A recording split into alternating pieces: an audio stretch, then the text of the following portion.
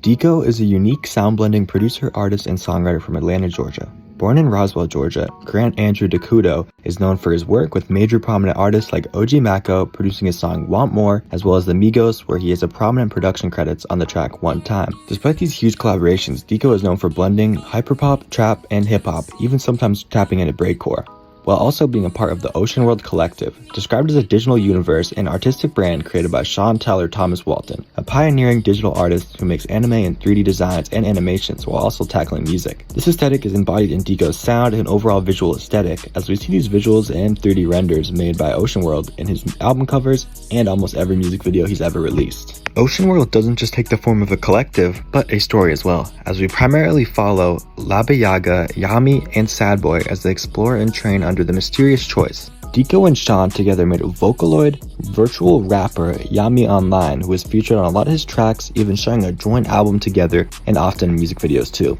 This wasn't the only Vocaloid artist though. I have another rapper, Lil Hard Drive, with only one single, and another electronic musician, Doom Doom, with one studio album. And guess what? I'm not done. Merge is an EDM trio composed by Deko and two other Oseanworld members and collaborators, OG Parker and Romano. And when you thought, okay, I've had enough with the artists, Oseanworld has other mediums of content for you, featuring an anime with an attached short film and a manga, and even talks of a video game in the works, and plenty of merchandise to support everything. Absolutely insane.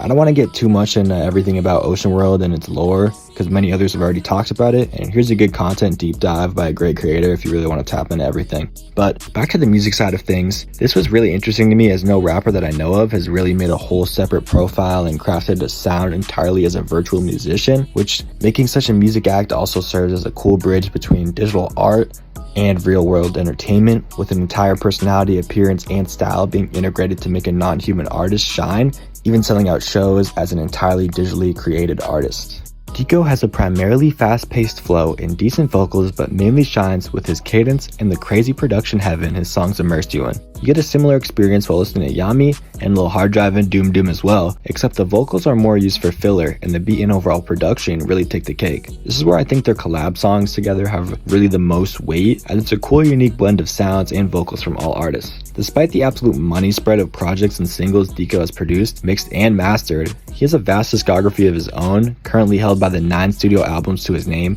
with the most recent being Eclipse that came out early last year. But if we are including Yami Online, they have another whole 5 studio albums and many singles rolling all the way back to 2019, and with Doom Doom, another full-length album to cover as well, totaling I think 15 albums in the hands of Oseanworld. Deko had his breakthrough single in 2019 titled Phantasy Star Online from his Iridescent album the same year. This track is currently sitting at over 25 million streams, and since he's had a few songs here and there that jump in the million stream category. But Yami Online holds a lot of the weight streaming wise, with the absolute TikTok craze in 2021 of the song Baby My Phone, which I absolutely guarantee you have heard. I didn't recognize the name nor think I knew Yami, but I feel like we've all heard this song on TikTok.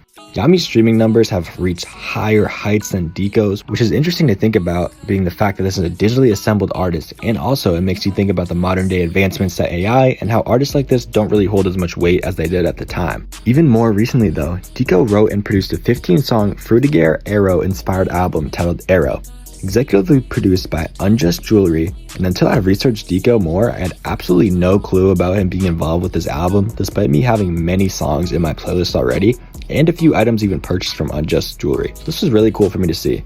This also adds to the tally of 16 whole albums that Deko has worked on since 2019, which is more than an artist will pump out in their whole entire career. Keep in mind, Playboi Carti has dropped 4 albums in his whole career. Anyway, besides the point, this team has more in store for us too. Held in their Instagram bio, we see that they have another album in the making, so that's always something cool to see and look forward to.